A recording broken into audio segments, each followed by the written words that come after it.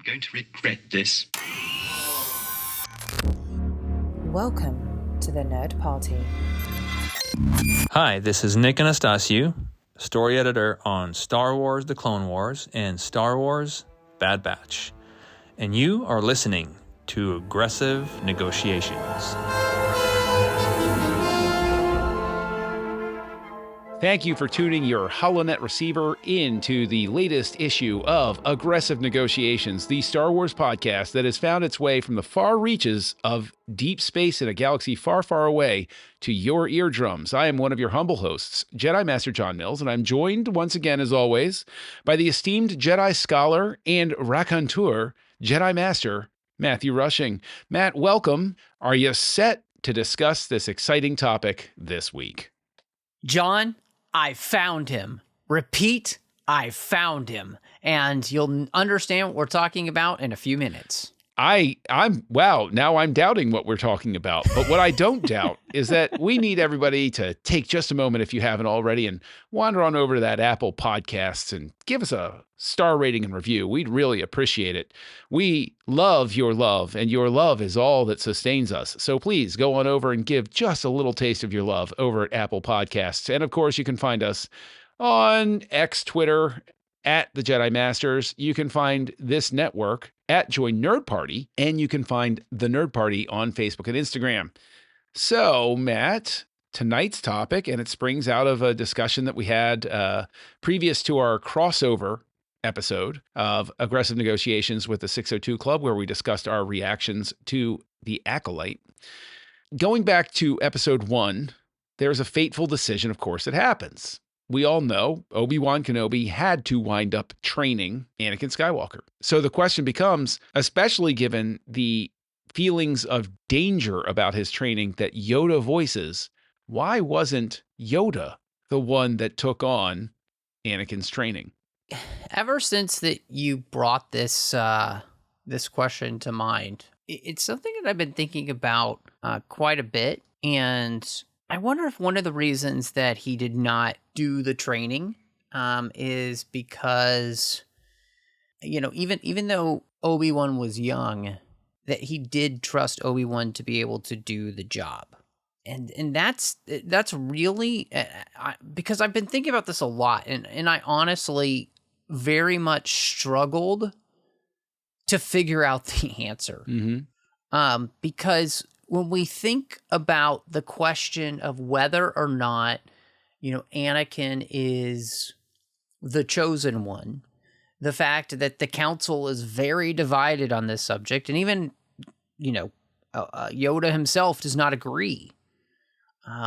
Why wouldn't you have placed this kid in the hands of the most senior Jedi possible? The one with the most experience of dealing with Jedi, I'm sure, from across a variety of emotional spectrums over the, you know, however many hundreds of years he's been training Jedi.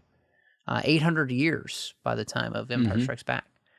And so I mean, that's the only thing that I could come up with, was that he trusted Obi-Wan enough. He had a sense of who Obi-Wan was going to be as a Jedi. I mean, and the Jedi we see Obi-Wan to be by the end is kind of the quintessential Jedi, what they're looking for, right? He's able to detach himself from emotion when needed, and yet still very much care about people when needed.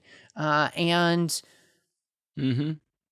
that's exactly what they're looking for, right? Kind of what Anakin says in episode 2. You might say we're encouraged to love. Well, why? Because Obi-Wan seems to really care about everyone, yet at the same time as not just treating anyone special or letting his emotions get the better of him in too many ways. And so, I don't know.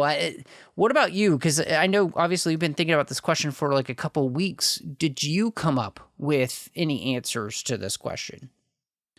Actually, I have a couple of answers in mind, one of which leans into a retcon of sorts that was already introduced to the series with the introduction of Count Dooku, because we see no sign of Dooku until episode 2, we come to find out he was Yoda's apprentice.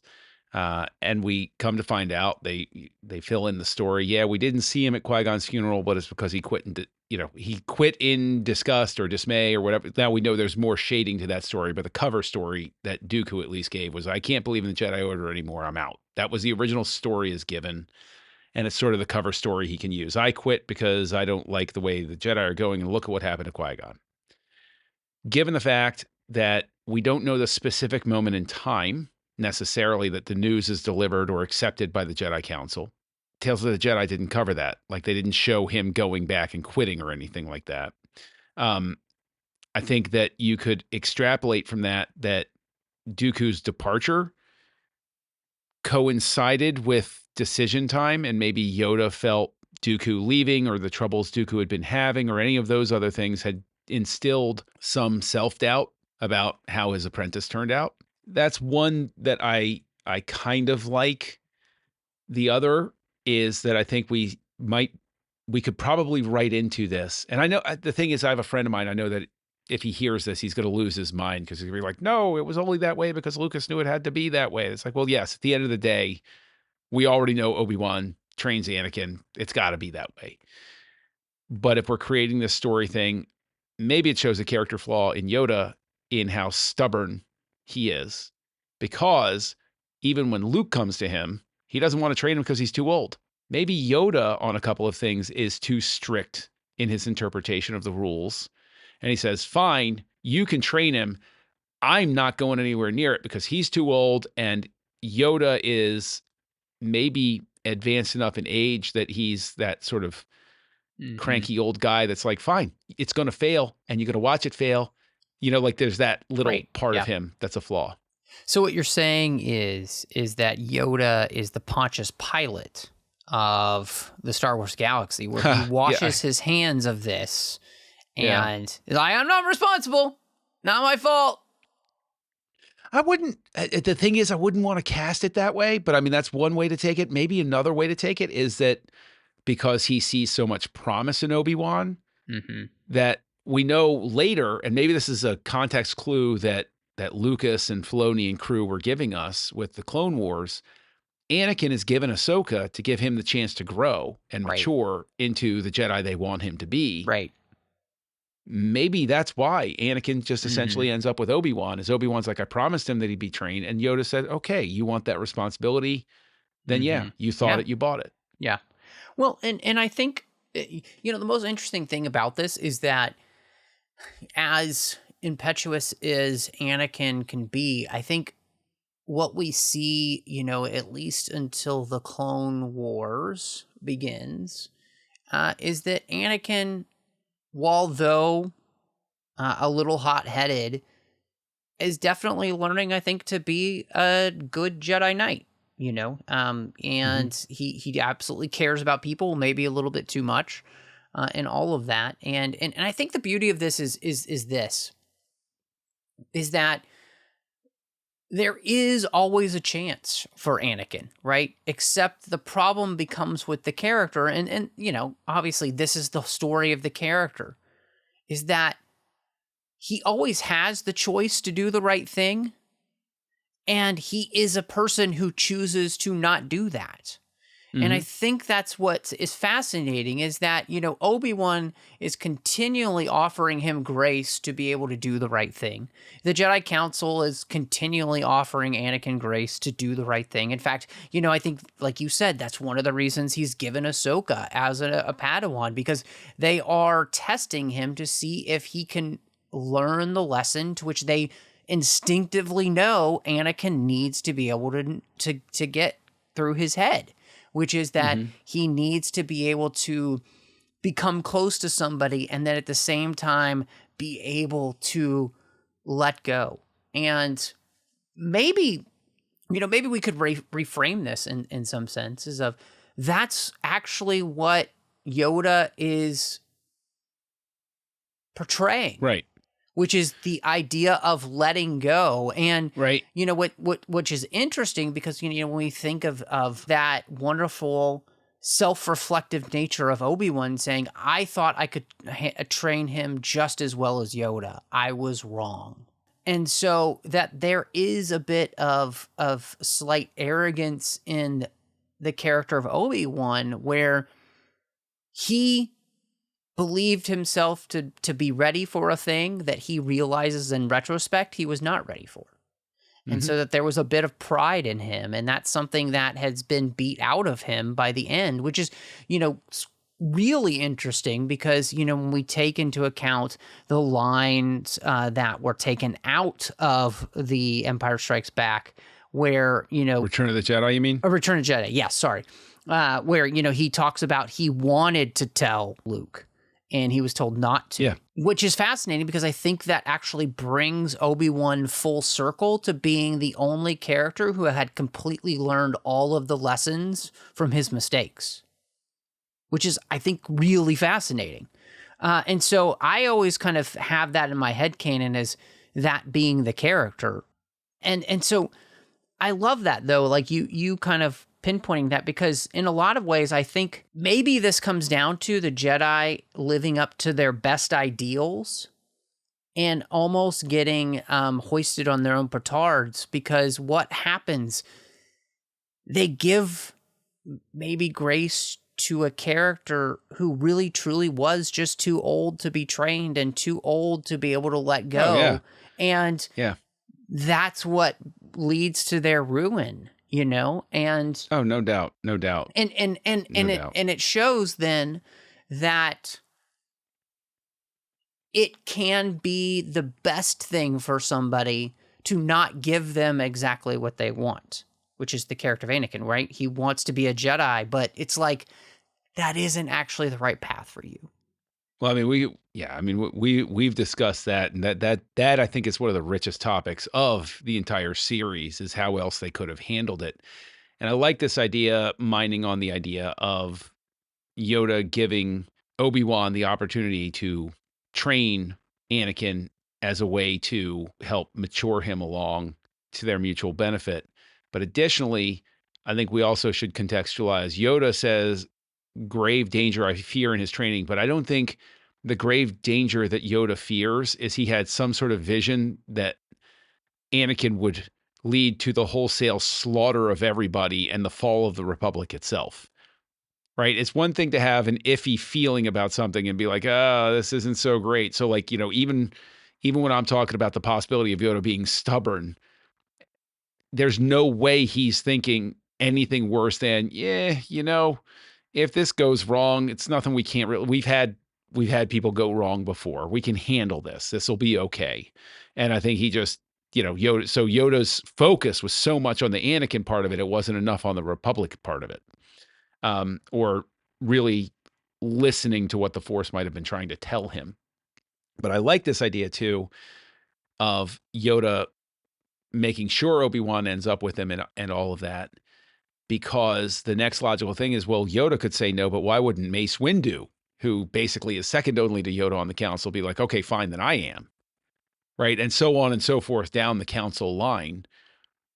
But if there's this united consensus of, well, we give a new knight a Padawan to help that knight develop further, it all really kind of makes sense in that aspect, especially because, Anakin's, like you were talking about, Anakin's path to the Jedi is very non-traditional, and there would be at least some sort of positive bond already between Obi-Wan and Anakin, because Qui-Gon was the uniting factor between the two of them. And so they have sort of a head start on forming a bond since they have that to share, that sort of thing. Yeah. And, I think the most interesting part about this too is that you can always see, I think especially episode 2 really does a great job of showing the way in which Obi-Wan is working to shave off all of Anakin's rough edges and the rebuffing that Anakin gives to that, right? And I think it's fascinating to me because, by episode 2, I think in some ways Obi-Wan seems to be almost exacerbated. He's like, he's reached the limit of patience with Anakin. He seems to have found almost like a lack of like, I don't know what else to try with this kid. You know, in the same way that every parent kind of reaches a lot of times with their teenagers, like, I don't know what else. I don't know what to do with this kid. And that's where they turn to, you know, their spouse and they're like, you see what your kid just did? Oh, now it's my kid, you know? You know, unfortunately, Obi-Wan doesn't have anybody to do that with. And so, but I find that to be really interesting because it does also just make me wonder why nobody else in the council seems to even just want to come alongside Obi-Wan to help, you know, and to give him advice or, you know, just anything, you know, and I think that's what makes it really interesting that we don't have anything between, you know, episode 1 and episode 2 really in canon about what Anakin's training with Obi-Wan was like, which seems like a real dry spot that should be, you know, fixed with some sort of animated series or something, because I'd love an animated series for that. I would even love a live action one, but the perspective it's told from is not Anakin and Obi-Wan's. It's a different knight and Padawan, and we constantly hear about Anakin and Obi-Wan. And maybe we steal some glimpses in the back or something like that. I think that could be an interesting series too, to do more of that world building. And the knight and the Padawan, nothing bad happens to them at the end. Anything like that. There's, you know, I don't know what adventures they'd go on or anything, but like, you know, like that would be, I would consider that an interesting weekly series to learn about the world that's going on shaping Anakin and or Obi-Wan, and then tie that in same time with an animated series like you're talking about that is focused on Obi-Wan and Anakin, and you have two shows, one that's doing the world building and introducing new characters, and one that is mining what long-term fans have always wanted to see. And you get the best of both worlds, like companion pieces that go with each other. Like that would be super cool, because I think you could really get us to an interesting point with that. Yeah, I mean, and the question of, you know, you mentioned at the very beginning, right? Why does Yoda not take this on? But I do think that the biggest answer to this, to me, is this is a place where the Jedi Order has become too entrenched in itself to in any way really show grace, right? Like the fact that, okay, we're gonna allow this kid to be trained, but we've got this guy who's never trained anybody before. He just watched his master die. Maybe, just maybe, you know, he might need a little help. And it's not because we don't trust you. It's just because, yeah, you've been through a lot. You just took on a Padawan that you didn't even want.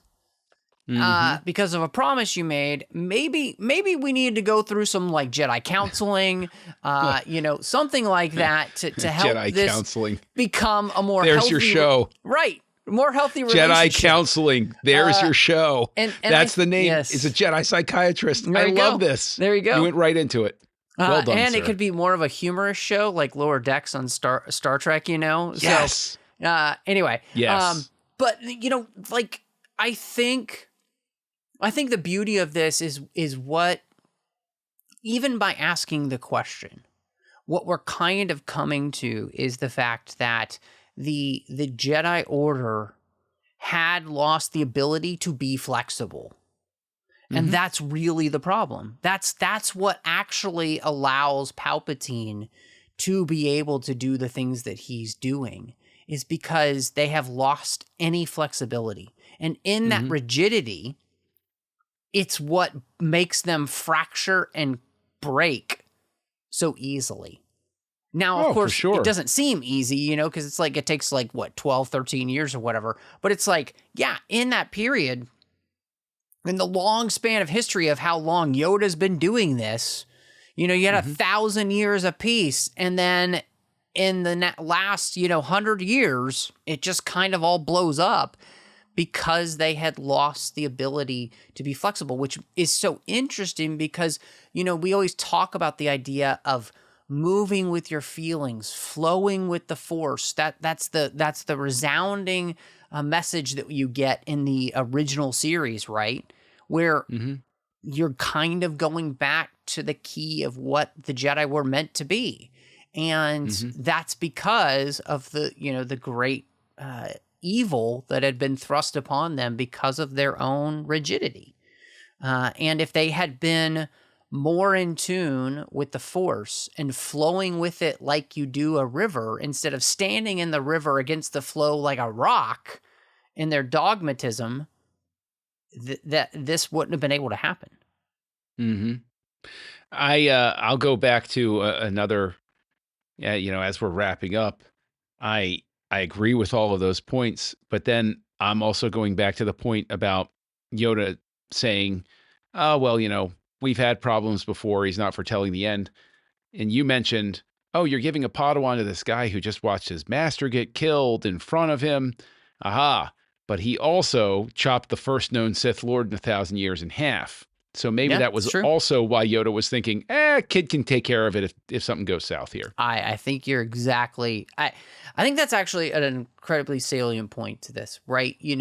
Again, as we kind of talked about at the beginning, and not just because Obi-Wan's my favorite character, but you do think about it, this kid really did prove himself to do something that even his master couldn't do.